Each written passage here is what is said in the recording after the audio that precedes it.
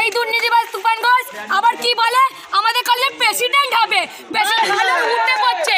আর principal আমাদের কি বড় বড় কথা বলছিল যে স্টুডেন্টদের কিছু হলে আমরা আগে এসে দাঁড়াবো।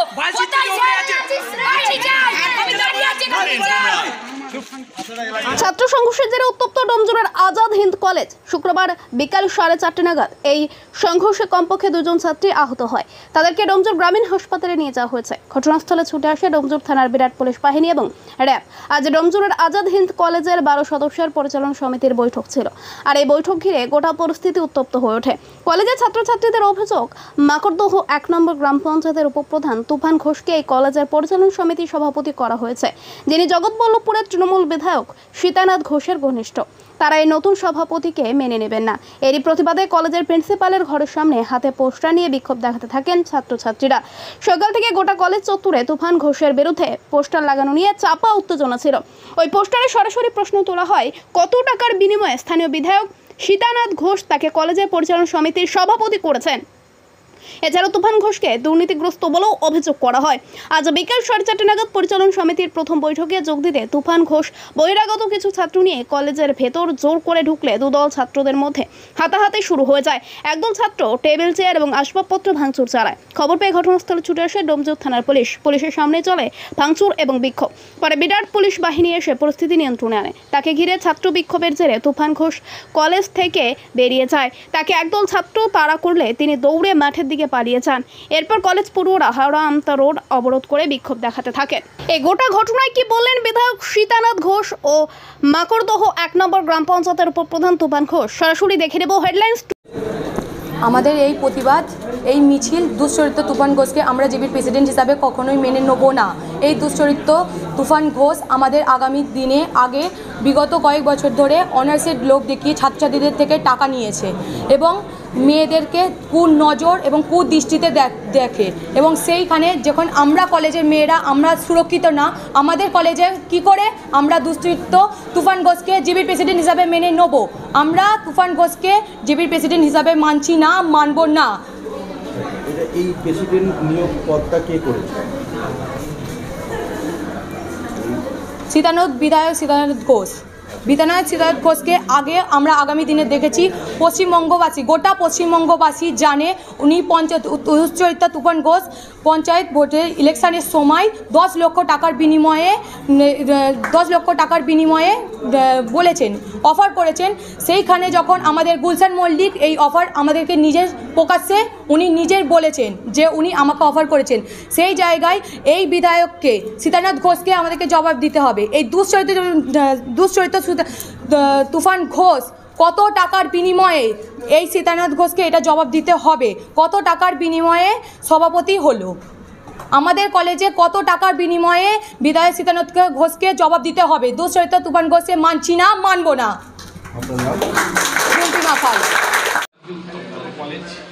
কলেজ উত্তপ্ত বিষয় তো আমি বলতে পারবো না। আজকে আমাকে প্রিন্সিপাল একটি চিঠি দেয়, সেই চিঠির ভিত্তিতে আমি গিয়েছিলাম।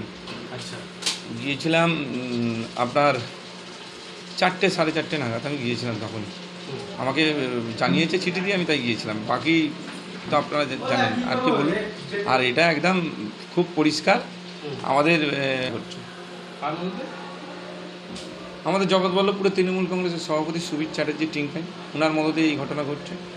আপনার দলেরই লোক, সেটা আপনি তো ভালোভাবেই জানেন। আমার সেই প্রশ্ন আমাকে করার তো কোনো ব্যাপার নেই না। পোস্টার তো যে লাগিয়েছে, ওই তো বলছি, উনি তো নিজের হাতে পোস্টার রেডি করে দিয়েছিলেন। ওনার নামে তো পোস্টার আগে পড়েছিল, সেইগুলোই কারোর নামে ক্লেম করে দেওয়ার জন্য এই চিন্তাভাবনা। ওনার নামে তো আগে ভুড়ি অনেক সারা জগৎবল্লভপুর জুড়ে পড়েছিল, সেটা আপনারাই কভার করেছিলেন, আপনারাই লোককে দেখিয়েছিলেন। সেইটাই অন্য কারোর ঘাড়ে চাপিয়ে দিতে চাইছে। যারা বিরোধিতা করছে তারাও তো তৃণমূল। আরে আমি তো আপনাকে বললাম, এটা তো দলের আমাকে হায়ার এডুকেশন থেকে পাঠিয়েছে। প্রিন্সিপাল আমাকে চিঠি দিয়েছে, একটা জিবির ঘটনা হবে, সেই জন্যই গিয়েছিলাম। এবং এটা জানার পর এর মদতে আমাদের জগৎবল্লভপুরের যিনি সভাপতি সুবীর চ্যাটার্জি টিঙ্কাই, ওনার মদতে পুরো সমস্ত ঘটনাটা ঘটলো। উনি করাচ্ছেন না, সেটা আমাকে বিস্তারিত খবর নিয়ে বলতে হবে।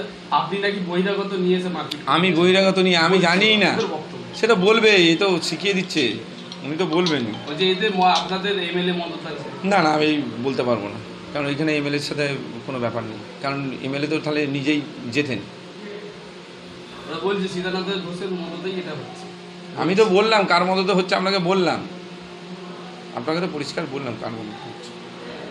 এত বড় এই যে পোস্টার লিখেছে, আর আমি আপনাকে বললাম তো, পোস্টার উনি রাত্রিরে সাজিয়ে দিয়েছেন, রাতের অন্ধকারে মেরেছে, কারণ উনি জানেন ওনার নামে আগে পোস্টার পড়েছিল, সেইগুলো লোককে একটা আই ওয়াশ করার জন্য কারোর নামে চাপিয়ে দেওয়ার সিস্টেম।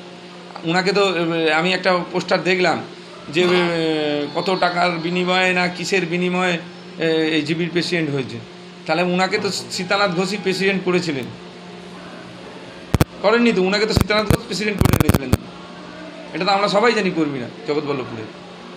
ছাত্রছাত্রীদের মধ্যে ঝামেলা লেগে দুপক্ষের। না সেটা আমরা দেখব, কি দলের সাথে কথা বলে দেখব। ঠিক আছে, আপনার নাম? আমার নাম তুফান ঘোষ,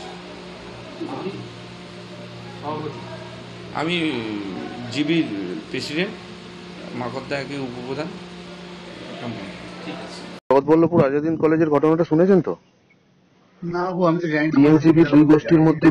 টিএমসিপির দুই গোষ্ঠীর মধ্যে তুফান ঘোষকে বরখাস্ত বা অপসারণের দাবিতে ব্যাপক গন্ডগোল, মারপিট, মাথা ফেটেছে দুজনের, আহত কয়েকজন। তুফান ঘোষ তো ওখানকার সিপির টিএমসি, ও তো জেনারেল সেক্রেটারি স্টেটের।